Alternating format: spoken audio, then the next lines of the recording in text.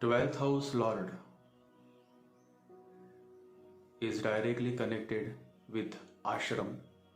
Ashram is an Indian word which literally means a monastery. In general, it is not safe to live in an ashram, especially nowadays.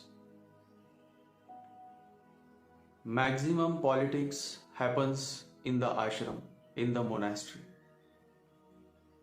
It's an irony that people leave everything, people renounce and come and stay in an ashram, and then finally they come back into the same circle.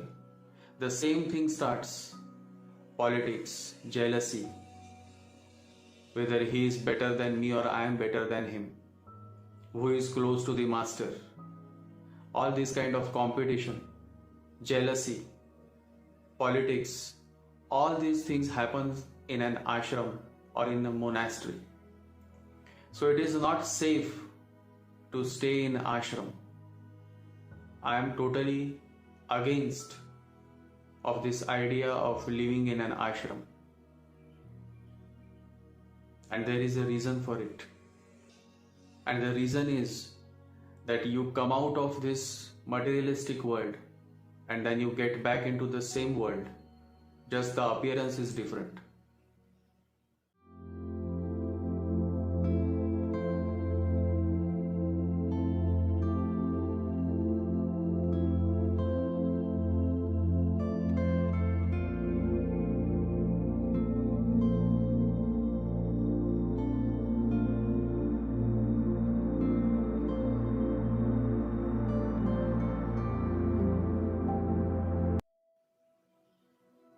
Nothing has changed. You remain as you are. Then what is the use of this renunciation? What is the use of all this?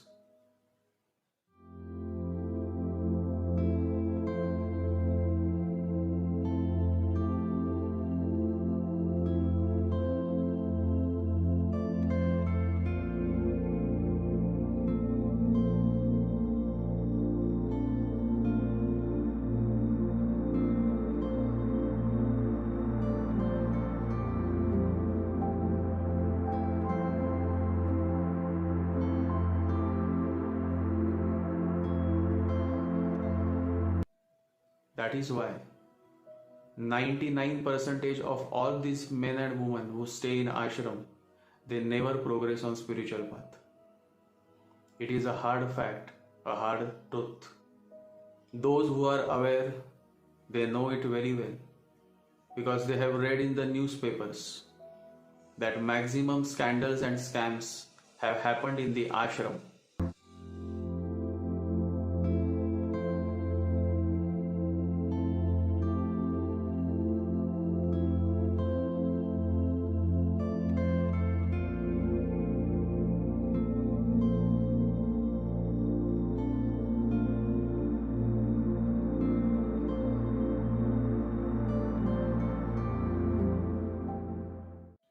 Just a few months ago, a woman was saying that my daughter is not behaving well and I should send her to ashram so that she will start behaving properly.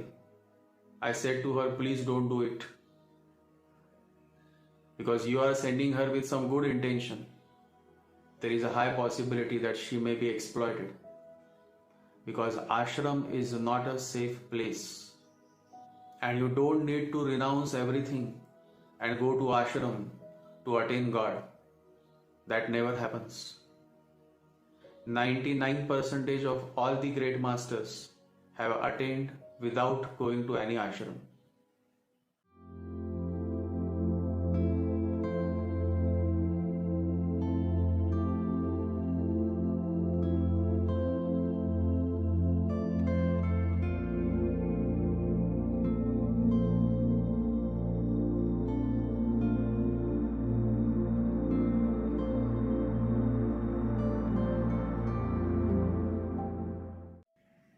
There are many people who are behind building ashrams. Few days ago, a man had approached and he himself was an astrologer. I said to him, "Why are you approaching me?" He said, "No, I want to ask you some questions because now I am planning to start an ashram." And the questions that he asked me were so intimate that I cannot even share those on this forum. Those questions itself signify that he is so much still into the Mayajal, into the illusions of this world. But he is so much in rush to start an ashram. That is how people are. Spirituality is not so easy. You may build 100 ashrams, but you will not get or you will not attain even 1% of spirituality. It is a hard truth which nobody is going to like and nobody wants to listen to. And I don't care, because my sharing is not for any benefits as such. I am a fakir. I don't care whether you like it or you don't like it. But I want to share, and so I am sharing. So never think of going to any ashram. Never have this idea that by renouncing everything, if you go to any ashram, then you will attain, then you will progress. That never happens.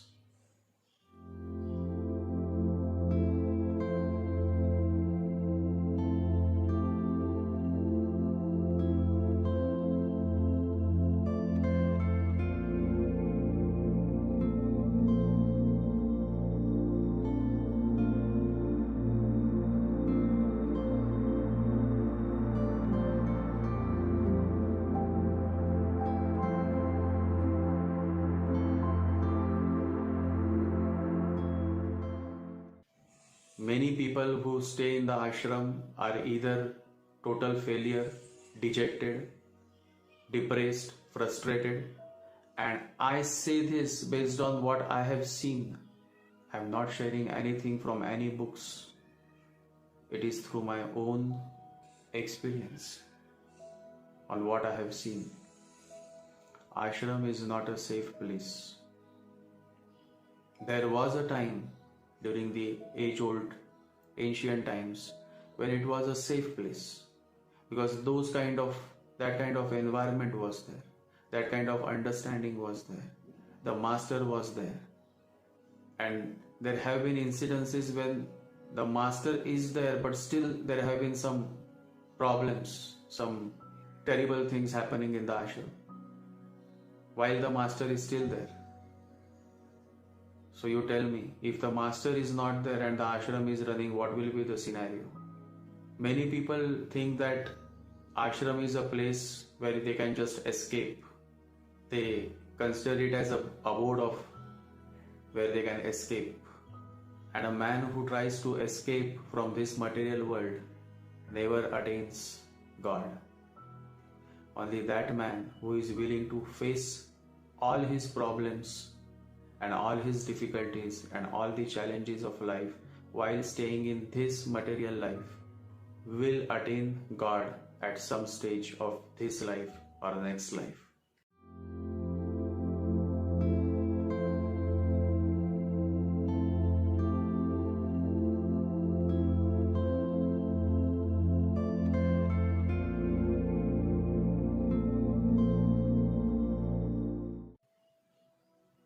Many people come with some weird ideas that now I want to go to Himalayas. I want to renounce everything. They think by going to Himalayas, God will come. They will attain. So all these kind of weird ideas people have. The master says that there is no need to go anywhere. Wheresoever you are, focus on your self-growth, meditate, chant, and you yourself become so good that the master has to come in search of you.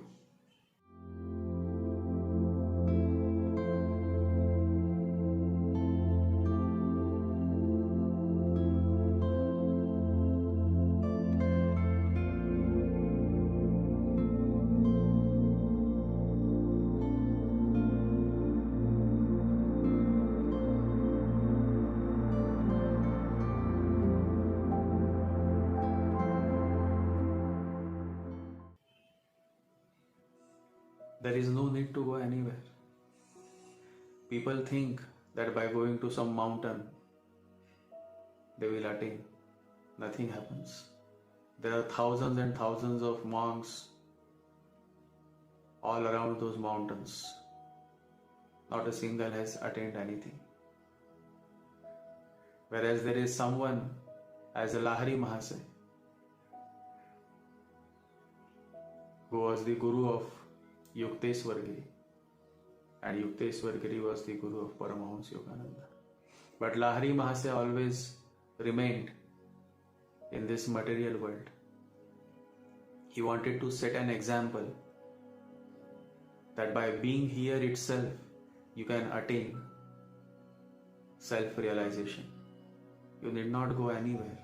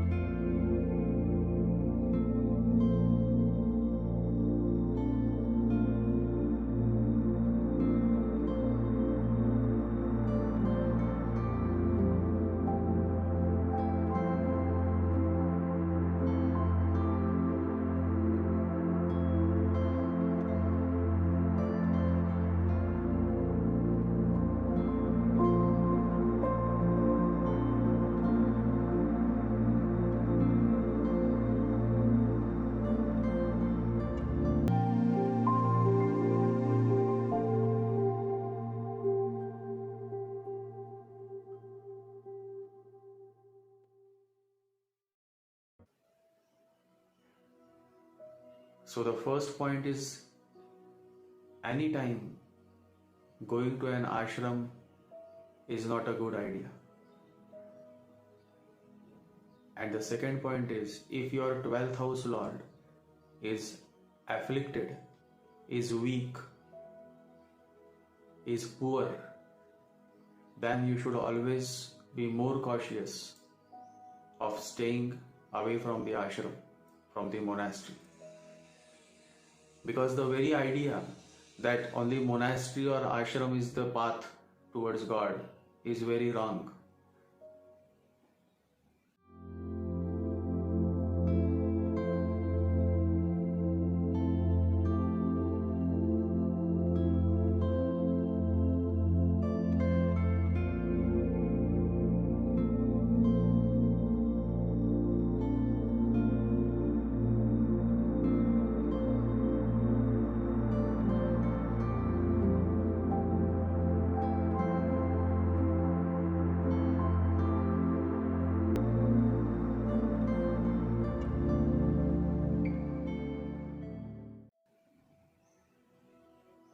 Kabir never went to any ashram. Sri Nisargadatta Maharaj always used to say, there is no need of any ashram.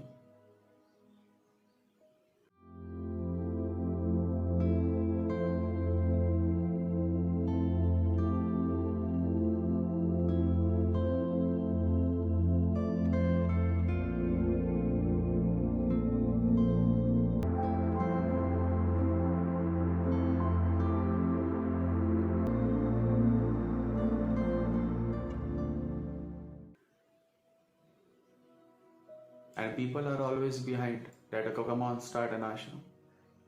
It's like a enterprise nowadays.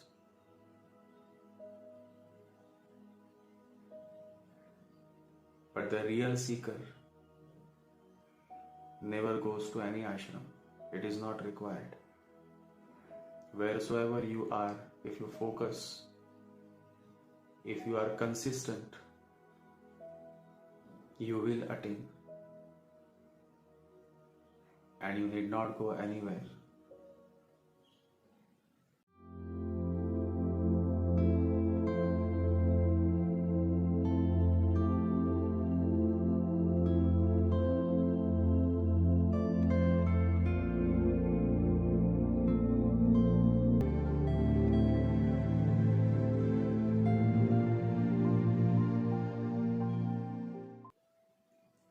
It reminds me of a story. There was a man and he used to get angry very, very fast. And one day he became so angry that he killed his wife. And it is a very old story during the old times. And there was no such law or such order as such at that time. So he killed his wife because of his anger. And a monk was passing by and he said, "You come with me now." So that man said, "Okay," and he followed the monk. And after a few years, this man became a Baba, and everybody started calling him Shantidas because he used to be very in peace. He never used to get angry on anybody. Now imagine, the man who killed his wife because of anger is now being called as Shantidas. And everybody used to appreciate him, that he is so peaceful. His name is Shantidas. Shanti means peace. And many days and many years passed. He became a very big Baba. And one day, a man recognized him. He had come from the same village where this man used to live.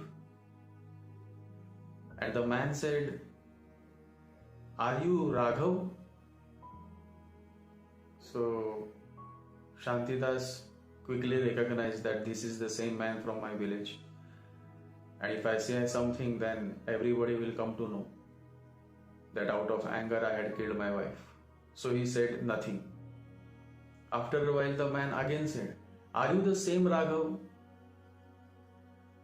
And the third time when he said, "Are you the same Raghav?" he became so angry. Shantidas became so angry that he got up and he slapped him and he said, "Yes, I am the same Raghav." But it happened so spontaneously that he didn't realize that all his anger that he had suppressed for 20 years has come out. And now everybody has observed this anger. So what happened? 20 years and still the anger was there. What is the use of this kind of monkhood? What is the use of staying in an ashram for 20 years and still having the same anger? The whole focus should be on your self-growth, and that has to happen wheresoever you are in this material world itself. While staying with your family, you should find your time. You should give quality time to yourself and slowly progress on your spiritual path.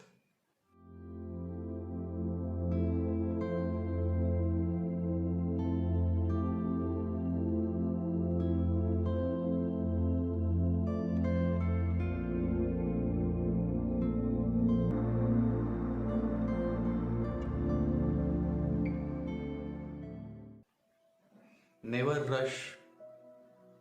What happens is that the mind is always in rush. And so even when you come on the spiritual path, you are in rush. Within 10 days, you want to become a Buddha. How is that possible? Even for a baby to come out of the womb, it takes 9 months.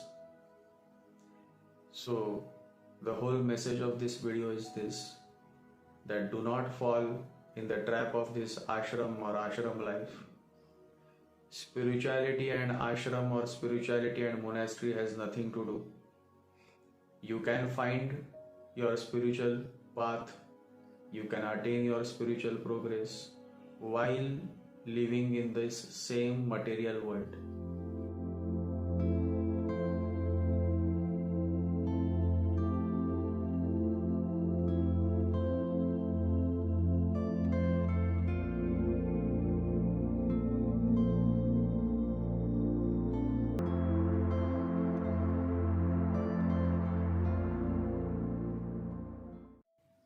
This is the place to do it, and nowhere else you need to go. That is the only message. Jai Sri Ganesha. Jai Guru.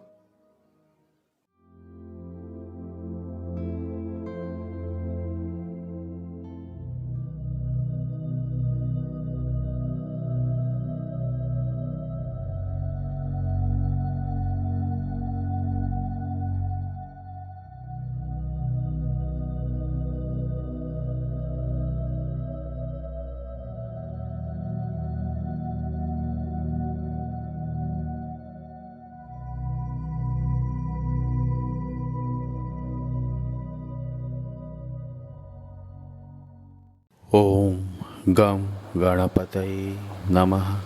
ॐ गं गणपतये नमः। ॐ गं गणपतये नमः।